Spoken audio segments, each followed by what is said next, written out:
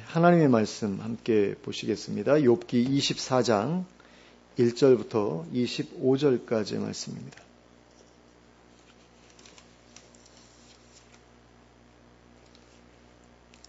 욥기 24장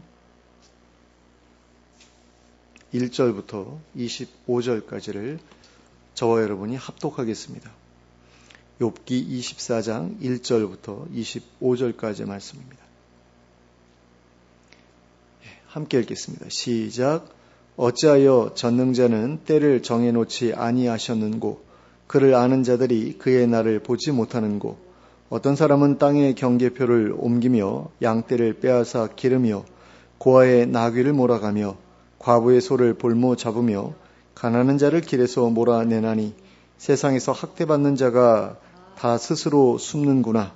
그들은 거친 광야의 들락이 같아서 나가서 일하며 먹을 것을 부지런히 구하니 빈들이 그들의 자식을 위하여 그에게 음식을 내는구나. 밭에서 남의 꼴을 베며 악인이 남겨둔 포도를 따며 의복이 없어 벗은 몸으로 밤을 지내며 추워도 덮을 것이 없으며 산중에서 만난 소나기에 젖으며 가릴 것이 없어 바위를 안고 있느니라. 어떤 사람은 고아를 어머니의 품에서 빼앗으며 가난한 자의 옷을 볼모 잡음으로 그들이 옷이 없어 벌거벗고 다니며 곡식 이삭을 나르나 굶주리고 그 사람들의 담 사이에서 기름을 짜며 목말라 하면서 술틀을 밟느니라. 성중에서 죽어가는 사람들이 신음하며 상한 자가 부러지거나 하나님이 그들의 참상을 보지 아니하시느니라. 또 광명을 배반하는 사람은 이러하니 그들은 그 도리를 알지 못하며 그 길에 머물지 아니하는 자라. 사람을 죽이는 자는 밝을 때에 일어나서 학대받는 자나 가난한 자를 죽이고 밤에는 도둑같이 되며 간음한 자의 눈은 저물기를 바라며 아무 눈도 나를 보지 못하리라 하고 얼굴을 가리며 어둠을 틈타 집을 뚫는 자는 낮에는 잠그고 있으므로 광명을 알지 못하나니 그들은 아침을 죽음의 그늘같이 여기니 죽음의 그늘이 그늘의 두려움을 알미니라. 그들은 물 위에 빨리 흘러가고 그들의 소유는 세상에서 저주를 받나니 그들이 다시는 포도원 길로 다니지 못할 것이라. 가뭄과 더위가 눈 녹은 물을 곧 빼앗나니 스올이 범죄자에게도 그와 같이 하느니라. 모태가 그를 잊어버리고 구더기가 그를 갈게 먹을 것이라. 그는 다시 기억되지 않을 것이니 부리가 나무처럼 꺾이리라. 그는 임신하지 못하는 여자를 박대하며 과부를 선대하지 아니하는도다. 그러나 하나님이 그의 능력으로 강포한 자들을 끌어내시나니 일어나는 자는 있어도 살아남을 확신은 없으리라. 하나님은 그에게 평안을 주시며 지탱해 주시나 그들의 길을 살피시도다. 그들은 잠깐 동안 높아졌다가 천대를 받을 것이며 잘려 모아진 곡식 이삭처럼 되리라. 가령 그렇지 않을지라도 능히 내 말을 거짓되다고 지적하거나 내 말을 헛되게 만들 자 누구랴. 아멘. 오늘 우리가 읽은 본문에는 엘리바스의 세 번째 권면에 대한 욥의 대답에서 후반부에 해당하는 이야기가 기록되어 있습니다.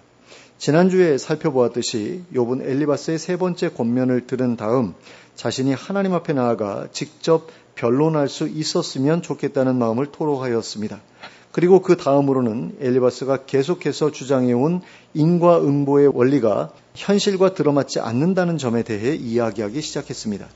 가장 먼저 욥은 1절에서 다음과 같이 말했습니다. 어찌하여 전능자는 때를 정해놓지 아니하셨는고 그를 아는 자들이 그의 날을 보지 못하는고. 여기서 전능자는 하나님을 가리킵니다. 그리고 때는 심판의 때를 가리킵니다. 그러므로 때를 정해놓지 않으셨다는 것은 심판의 때를 정해놓지 않으셨다는 것을 의미합니다. 그리고 그를 아는 자들은 하나님을 경외하는 자들, 즉 의인들을 가리킵니다. 그리고 그의 날은 하나님께서 심판하시는 심판의 날을 가리킵니다. 그러므로 이 말은 의인들이 하나님의 심판하시는 날을 보지 못한다는 것을 의미합니다. 하나님께서 심판의 때를 정해놓지 않으셨기 때문에 의인들은 악인들이 심판받는 것을 보지 못하고 세상을 떠난다는 것입니다. 그러니 얼마나 억울한 일이겠느냐는 것입니다. 그 다음으로 욥은 악인들의 여러 가지 악행에 대해 고발하기 시작했습니다. 2절부터 4절까지의 말씀입니다. 어떤 사람은 땅의 경계표를 옮기며 양떼를 빼앗아 기르며 고아의 나귀를 몰아가며 과부의 소를 볼모 잡으며 가난한 자를 길에서 몰아내나니 세상에서 학대받는 자가 다 스스로 숨는구나. 2절에서 땅의 경계표를 옮긴다는 것은 불법적으로 남의 땅을 빼앗는다는 의미입니다. 4절에서 가난한 자를 길에서 몰아낸다는 것은 가난한 자들이 길에 나다닐 수 없을 정도로 그들을 힘들게 한다 또는 착취한다는 의미입니다.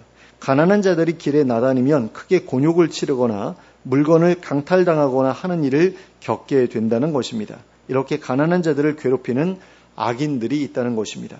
그리고 5절부터 8절까지에서는 그러한 악인들로 인해 고통받고 있는 가난한 자들의 사정에 대해 이야기하였습니다. 5절부터 8절까지의 말씀입니다. 그들은 거친 광야의 들나귀 같아서 나가서 일하며 먹을 것을 부지런히 구하니 빈들이 그들의 자식을 위하여 그에게 음식을 내는구나. 밭에서 남의 꼴을 베며 악인이 남겨둔 포도를 따며 의복이 없어 벗은 몸으로 밤을 지내며 추워도 덮을 것이 없으며 산중에서 만난 소나기에 젖으며 가릴 것이 없어 바위를 안고 있느니라. 이 구절들은 악인들에 의해 비참한 처지로 내몰린 가난한 사람들에 대해 묘사하고 있습니다. 5절에서 빈들이 그들의 자식을 위하여 그에게 음식을 낸다는 것은 그들이 자식을 위해 음식을 찾을 곳은 빈들뿐이라는 의미라고 할 수 있습니다. 그런데 빈들에서 먹을 것을 찾아봐야 얼마나 찾을 수 있겠습니까? 그러니 부지런히 일해도 풍족하게 먹지 못한다는 뜻입니다. 그리고 6절에서 밭에서 남의 꼴을 베며 악인이 남겨둔 포도를 딴다는 것은 추수가 끝난 다음에 남겨져 있는 이삭과 포도를 거둔다는 의미입니다. 그런데 그 밭의 소유자가 악인이라는 것이 의미하는 것은 무엇입니까? 하나님께서 당신의 백성들에게 가난한 자들을 위해 남겨두라고 하신 이삭이나 포도를 이 악인들은 거의 남겨두지 않고 싹싹 긁어갔으리라는 것을 의미합니다. 그러니 그렇게 일해봐야 얻을 것이 별로 없을 것이다 라는 그런 이야기인 거죠. 이처럼 악인들에 의해 비참한 처지로 내몰린 사람들은 먹을 것조차도 구하기 어려운 삶을 살아가고 있다는 것입니다. 그런데 7절과 8절에 기록된 것을 보면 그들은 입을 옷조차도 변변치 않고 비를 피할 만한 처소도 없다고 말하고 있는 것을 볼 수 있습니다. 욥은 이런 사람들에 대해 이야기하면서 도대체 인과응보의 원리가 어디에 들어맞는 원리냐고 말하고 있는 것입니다. 악인들은 심판을 받게 된다고 말하지만 이 가난한 사람들은 도대체 무엇 때문에 무슨 죄를 지어서 이렇게 먹을 것도 입을 것도 그리고 거주할 곳도 제대로 누리지 못하는 고통을 겪고 있느냐는 말입니다. 그리고 욥은 다시 한번 악인들의 악행을 고발하면서 그로 인해 고통받고 있는 사람들에 대해 이야기하기 시작했습니다. 그런데 여기에 기록된 내용들은 앞에서 이야기했던 내용들의 반복이자 요약이라고 할 수 있습니다. 9절부터 11절까지의 말씀입니다. 어떤 사람은 고아를 어머니의 품에서 빼앗으며 가난한 자의 옷을 볼모 잡음으로 그들이 옷이 없어 벌거벗고 다니며 곡식 이삭을 나르나 굶주리고 그 사람들의 담 사이에서 기름을 짜며 목말라 하면서 술틀을 밟느니라. 자, 어떤 아기는 아이를 어머니의 품에서 빼앗아 고아로 만들고 가난한 자의 옷을 볼모 잡는다고 하였습니다. 그래서 그로 인해 옷이 없어 벌거벗고 다니는 사람들이 있다고 하였습니다. 게다가 그들은 옷을 담보로 먹을 것을 구해야 할 정도로 가난한 사람들이기 때문에 먹을 것도 제대로 먹지 못하며 살아간다고 하였습니다. 그들은 곡식 이삭을 나르는 일을 하면서도 굶주리고 기름 짜는 일과 술 만드는 일을 하면서도 갈증에 시달린다고 하였습니다. 그렇게 부지런히 일을 하는데도 악인들에게 빼앗기는 것이 너무나 많기 때문에 늘 굶주리고 목마른 가운데 살아가고 있다는 것입니다. 그런데 욥은 이런 사람들이 성중에서 죽어가면서 신음하는데도 하나님께서 그들의 참상을 보지 않으시는 것 같다고 한탄하였습니다. 12절 말씀입니다. 성중에서 죽어가는 사람들이 신음하며 상한 자가 부르짖으나 하나님이 그들의 참상을 보지 아니하시느니라. 욥이 여기에서 성중에서라고 말하고 있는 것은 성이라는 곳이 그 지역에서 가장 번화한 곳을 의미하기 때문입니다. 수많은 사람들이 모여서 살아가는 대도시 같은 곳이 바로 성이기 때문입니다. 그런데 그런 곳에도 굶주리는 사람들이 있다는 것입니다. 게다가 그 굶주림이 그들의 게으름 때문이 아니라 악인들의 착취 때문이라는 것입니다. 그런데 엘리바스의 말대로라면 하나님께서는 이런 현실을 그대로 내버려 두셔서는 안 됩니다. 악인들을 바로바로 심판하셔서 가난한 사람들이 학대받지 않도록 해주셔야 합니다. 그런데 현실은 그렇지 않다는 것입니다. 하나님께서는 그들이 겪고 있는 참상을 보고 계시지 않으신 것 같다는 것입니다. 그러니 엘리바스의 말은 틀린 말이라는 것입니다. 그리고 욥은 다시 한번 악인들의 여러 가지 악행에 대해 고발을 이어나가기 시작했습니다. 13절부터 17절까지의 말씀입니다. 또 광명을 배반하는 사람들은 이러하니 그들은 그 도리를 알지 못하며 그 길에 머물지 아니하는 자라. 사람을 죽이는 자는 밝을 때에 일어나서 학대받는 자나 가난한 자를 죽이고 밤에는 도둑같이 되며 간음하는 자의 눈은 저물기를 바라며 아무 눈도 나를 보지 못하리라 하고 얼굴을 가리며 어둠을 틈타 집을 뚫는 자는 낮에는 잠그고 있으므로 광명을 알지 못하나니 그들은 아침을 죽음의 그늘같이 여기니 죽음의 그늘의 두려움을 알미니라. 여기에서 욥은 광명을 배반하는 사람들, 즉 하나님을 배반한 사람들, 하나님의 도를 알지 못하고 그 길에 머물지 않은 사람들에 대해 이야기하고 있습니다. 그러면서 사람을 죽이는 자, 간음하는 자, 도둑질하는 자를 그런 사람들의 예로 들고 있습니다. 엘리바스의 말에 따르면 이런 사람들은 하나님의 심판을 받아 속히 사라지게 되어 있습니다. 이것은 빌닷이나 소발에게 있어서도 마찬가지입니다. 그런데 본문 18절부터 24절까지의 내용을 보면 욥도 그렇게 생각하고 있는 것처럼 느껴집니다. 먼저 18절부터 21절까지의 말씀을 보시겠습니다. 그들은 물 위에 빨리 흘러가고 그들의 소유는 세상에서 저주를 받나니 그들이 다시는 포도원 길로 다니지 못할 것이라. 가뭄과 더위가 눈 녹은 물을 곧 빼앗나니 스올의 범죄자에게도 그와 같이 하느니라. 모태가 그를 잊어버리고 구더기가 그를 달게 먹을 것이라. 그는 다시 기억되지 않을 것이니 부리가 나무처럼 꺾이리라. 그는 임신하지 못하는 여자를 박대하며 과부를 선대하지 아니하는도다. 자, 18절에서 다시는 포도원 길로 다니지 못하게 된다는 것은 더 이상 포도원을 소유하지 못하게 되거나 아니면 포도원에 소출이 없게 된다는 것을 의미합니다. 그러니까 한마디로 망하게 된다라는 그런 이야기입니다. 그런데 18절에 기록된 내용은 앞에서 엘리바스가 했던 이야기와 거의 다르지 않습니다. 욥기 22장 9절부터 11절까지의 말씀입니다. 너는 과부를 빈손으로 돌려보내며 고아의 팔을 꺾는구나. 그러므로 올무들이 너를 둘러있고 두려움이 갑자기 너를 엄습하며 어둠이 너로 하여금 보지 못하게 하고 홍수가 너를 덮느니라. 또 욥기 22장 16절 말씀입니다. 그들은 때가 이르기 전에 끊겨버렸고 그들의 터는 강물로 말미암아 함몰되었느니라. 자, 악인들은 물에 휩쓸려감으로써 심판받는다는 것입니다. 그것도 갑자기 때가 이르기 전에 그리 된다고 하였습니다. 그런데 본문에서도 그 일이 빨리 곧 일어나는 일이라고 말하고 있는 것을 볼 수 있습니다. 그런데 이 부분이 바로 이 본문에서 가장 해석하기 어려운 부분입니다.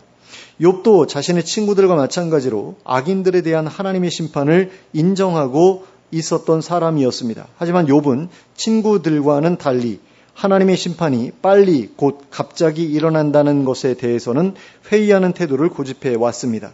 그런데 이 부분은 물론이고 이어지는 부분에서까지도 악인들에 대한 심판을 금방 일어나는 종류의 일인 것처럼 말하고 있는 것을 볼 수 있습니다. 22절부터 24절까지의 말씀입니다. 그러나 하나님이 그의 능력으로 강포한 자들을 끌어내시나니 일어나는 자는 있어도 살아남을 확신은 없으리라. 하나님은 그에게 평안을 주시며 지탱해 주시나 그들의 길을 살피시도다. 그들은 잠시 동안 높아졌다가 천대를 받을 것이며 잘려 모아진 곡식 이삭처럼 되리라. 자, 하나님께서 악인들을 잠깐 동안은 잘 나가게 내버려 두시는 것 같아도 잠깐 후에는 심판하신다고 말하고 있습니다. 그런데 이 말도 앞에서 소발이 했던 말과 다르지 않습니다. 욥기 20장 5절 말씀입니다. 악인이 이긴다는 자랑도 잠시요 경건하지 못한 자의 즐거움도 잠깐이니라. 그래서 본문 18절부터 24절까지에 기록된 말씀은 엘리바스가 했던 말이나 소발이 했던 말과 똑같은 맥락에서 하고 있는 말이라고 할 수 있습니다. 그런데 이 말을 욥이 한 말이라고 본다면 욥은 지금까지 해왔던 말과 완전히 다른 말을 하기 시작한 것이라고 볼 수밖에 없습니다. 이제는 욥이 엘리바스나 소발이 했던 이야기와 똑같은 말을 하기 시작했다고 볼 수밖에 없다는 것입니다. 그런데 그렇게 되면 욥은 더 이상 친구들과 논쟁을 할 필요가 없습니다. 왜냐하면 똑같은 생각을 하고 있기 때문인 거죠. 하지만 욥은 이후로도 계속해서 친구들의 주장에 반대되는 이야기들을 멈추지 않았습니다. 그래서 어떤 학자들은 18절부터 24절까지에 기록된 말씀은 욥의 말이 아니라 중간에 난입한 소발의 말이라고 주장하기도 합니다. 왜냐하면 엘리바스나 빌닷이 세 번째 권면을 했다는 기록은 분명하게 존재하지만 소발이 세 번째 권면을 했다는 기록은 존재하지 않기 때문입니다. 그래서 소발이 욥의 말 중간에 끼어들어서 자기 이야기를 했다고 생각하는 것입니다. 그리고 저도 그 말이 틀리지 않은 것처럼 생각됩니다. 욥은 악인들에 대한 하나님의 심판을 부정하지 않았습니다. 하나님께서 악인들 분명히 심판하실 거야 라고 믿었습니다. 하지만 그 심판은 사람들이 기대하는 것처럼 즉각적으로 이루어지지 않을 때가 많았습니다. 그래서 욥은 하나님의 심판이 즉각적이라는 친구들의 주장에 대해 반대해 왔던 것입니다. 더불어 자신에게 임한 재앙 역시 악인에 대한 하나님의 심판과는 다른 것이라고 생각했습니다. 이것이 지금까지 욥이 일관되게 주장해 온 것이었습니다. 그런데 18절부터 24절까지의 말씀을 욥의 말이 아니라고 생각하더라도 25절 말씀을 욥의 말이라고 생각하는 것에는 아무런 문제가 없습니다. 25절 말씀입니다.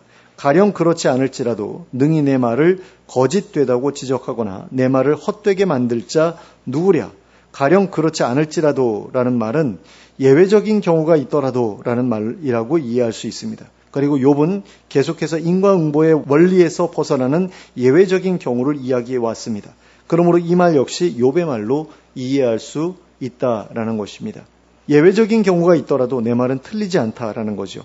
악인들이 즉각적으로 심판을 받아 멸망한다고 하더라도, 그런 일이 벌어진다고 하더라도 인과응보의 원리에 예외적인 경우가 있다는 내 관찰, 내 말은 틀리지 않다는 것입니다.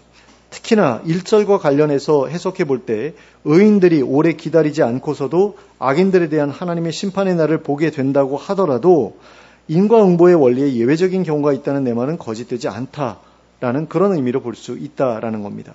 그런 점에서 욥이 이 장에서 정말로 하고 싶었던 이야기는 예외적인 경우가 있을 수도 있지만 하나님께서 때를 정해 놓으시고 악인들을 즉각적으로 심판하시는 것을 보기는 참으로 어렵다는 것이라고 할 수 있습니다. 그리고 이것은 많은 기독교인들이 답답해하는 현실이기도 합니다. 우리는 가난한 사람들을 착취하고 압제하는 악인들을 보면서 하나님께서 속히 그를 심판하셨으면 하고 기대합니다. 하지만 그런 일들은 잘 일어나지 않습니다. 하나님께서 그런 악인들을 우리 눈앞에서 시원하게 벌해주시는 모습을 보기가 어렵습니다. 그래서 늘 답답해합니다. 자기네 나라 국민들을 압제하는 어느 나라의 독재자들이나 아니면 이웃 나라를 계속해서 침략하고 괴롭히는 어느 나라의 지도자들에 대해 하나님께서 속히 심판해 주셨으면 하고 기대하지만 막상 그 일이 빨리 이루어지지 않는 것을 보면서 답답해합니다. 또 자기네 회사의 노동자들이 일을 하다가 사고와 과로사로 계속해서 죽어나가는데도 아무런 조치나 개선도 하지 않고 오로지 수익에만 눈이 멀어 노동자들을 갈아넣는 기업들과 그 기업의 임직원들에 대해 하나님께서 속히 심판하셨으면 하고 기대하지만 막상 그 일이 빨리 이루어지지 않는 것을 보면서 답답해합니다. 그런데 이런 답답함을 가지고 있다는 것 자체가 그들에 대한 긍휼과 연민과 애정을 가지고 있다는 증거라고 할 수 있습니다. 그런데 욥에게 바로 그런 마음이 있었다라는 거죠. 그래서 욥이 계속해서 가난한 자들이 압제당하는 현실에 대해서 부조리하다고 답답하다고 이야기해 왔던 것입니다. 그러나 욥의 친구들은 한 번도 그런 사람들에 대해 이야기하지 않았습니다. 그저 악인들에 대한 하나님의 심판이 즉시로 이루어질 것이라는 이야기만 해왔습니다. 그리고 이것은 그들의 시야에 가난한 사람들이 들어와 있지 않았다는 증거라고 할 수 있습니다. 욥의 친구들은 악인들은 아니었습니다. 그들은 가난한 사람들을 압제하는 사람들이 아니었습니다. 그래서 그들은 욥을 향해 내가 가난한 사람들을 압제해서 이런 일을 당하고 있는 거 아니야? 이런 식으로 질문했습니다. 그러니까 자기네들은 그러고 있지 않기 때문에 욥한테 그런 질문을 할 수 있었던 거죠. 그리고 그들은 가난한 사람들을 도우며 살아왔던 사람들이었습니다. 그래서 그렇기 때문에 욥을 향해서 내가 가난한 사람들을 돕지 않아서 이런 일 당하고 있는 거 아니야? 이렇게 말할 수 있었다라는 겁니다. 하지만 이 사람들은 악인들이 처벌받지 않고 가난한 자들을 계속해서 압제할 수 있도록 해주는 사회의 구조적인 문제에 대해서는 아무런 분노도 가지고 있지 않았던 사람들이었습니다. 그들은 악인들의 승승장구하는 모습에 대해 욥처럼 분노하지 않았습니다. 가난하고 압제당하는 사람들의 고통에 대해 잘 몰랐기 때문이 아니었을까 싶습니다. 그러므로 그들은 악인들에 대해 하나님께서 언젠가는 벌하실 것이라고 단순하게 믿었던 것 같습니다. 그래서 그냥 내버려 두어도 된다고 생각했던 것 같습니다. 그리고 압제당하는 자들에 대해서는 하나님께서 얼마 안 있어 압제자들을 심판하실 것이니 그때까지만 참고 견디면서 기다리면 된다고 생각했던 것 같습니다. 그래서 그들은 압제당하는 사람들의 상황에 대해 분노하지도 답답해하지도 않았던 것입니다. 하지만 욥은 달랐습니다. 그는 어찌하여 하나님께서 그 고통의 시기를 빨리 끝내주실 때를 정해놓지 않으셨는지에 대해 답답해했습니다. 불의하게 압제당하는 사람들이 악인들이 심판받는 날을 보지 못하고 세상을 떠나는 것에 대해 안타까워했습니다. 이것이 욥과 친구들의 차이점이었습니다. 욥은 상대방의 처지를 중시했습니다. 하지만 욥의 친구들은 원리와 원칙만을 중시했습니다. 욥의 친구들 같은 사람은 고통당하는 사람에 대해 자기에게 주어진 책임만 잘 이행하면 자기 할 일은 끝났다고 생각합니다. 굶어 죽지 않을 정도로만 도와주었으면 그것으로 되었다. 나는 내 할 일을 했다라고 생각한다라는 겁니다. 하지만 욥과 같은 사람은 고통당하는 사람의 처지와 상황이 바뀔 때까지 자신의 일이 끝났다고 생각하지 않습니다. 선한 사마리아인이 했던 것처럼 그 사람의 상태가 호전되고 멀쩡히 일어나서 정상적으로 거동할 수 있을 때까지 도와야 한다고 생각합니다. 그래서 그 사람의 처지와 상황이 바뀌지 않는 것을 볼 때에 그 상황을 답답해하고 안타까워합니다. 그리고 하나님께서 그를 도와주시지 않으시는 상황에 대해 답답함을 느낍니다. 그래서 그를 위해 분노하기를 중단하지 않습니다. 그리고 그를 위해 기도하는 것도 중단하지 않습니다. 욥이 지금까지 가난한 사람들, 악인들에 의해 압제당하는 사람들에 대해 말해왔던 것은 그저 논쟁에서 이기기 위해서만은 아니었습니다. 욥에게는 하나님께서 그들을 그냥 내버려 두고 계신 현실에 대한 의문이 있었습니다. 그리고 그 의문은 자신이 처해 있는 고통스러운 상황에 대한 의문이기도 했습니다. 어쩌면 욥도 자신에게 찾아온 고통스러운 상황을 겪어보기 전까지는 자신의 친구들처럼 가난한 사람들, 압제당하는 사람들에 대해 큰 관심이 없었을지도 모릅니다. 하지만 어쨌든 지금은 가난한 사람들, 압제당하는 사람들에 대해 관심을 갖고 있는 상태였습니다. 그리고 이것은 어쩌면 욥이 하나님께서 허락하신 고난을 통해 얻게 된 커다란 수확 가운데 하나였을지도 모릅니다. 그가 원래부터 그런 사람이었든 아니면 고난을 겪으면서 그런 사람으로 변화되었든 간에 그는 자신의 친구들과 달리 가난한 사람들, 압제당하는 사람들의 고통에 대해 공감하고 연민하고 안타까워하고 있었기 때문입니다. 그리고 욥의 이러한 마음이야말로 예수님께서 영생을 얻고자 질문했던 사람에게 너도 가서 그와 같이 하라고 하셨던 선한 사마리아인이 가지고 있었을 마음과 같은 마음이기 때문입니다. 그러므로 욥이 가난한 자들, 압제당하는 자들에 대해 가지고 있었던 이 마음을 우리도 품을 수 있게 되기를 바랍니다.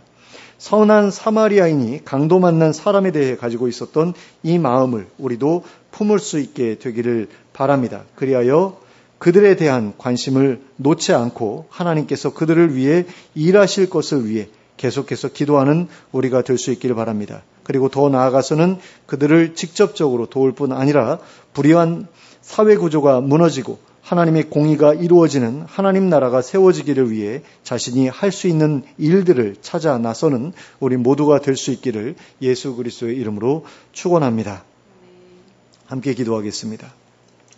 사랑의 하나님 아버지, 악인들에 대한 하나님의 공의로운 심판만을 기대하면서 가난하고 억압받는 사람들을 위해 아무 일도 하지 않는 사람이 되지 않게 해주시길 원합니다.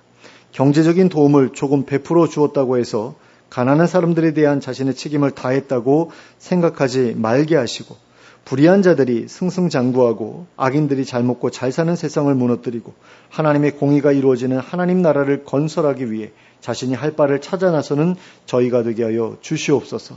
예수 그리스도의 이름으로 기도하였습니다. 아멘.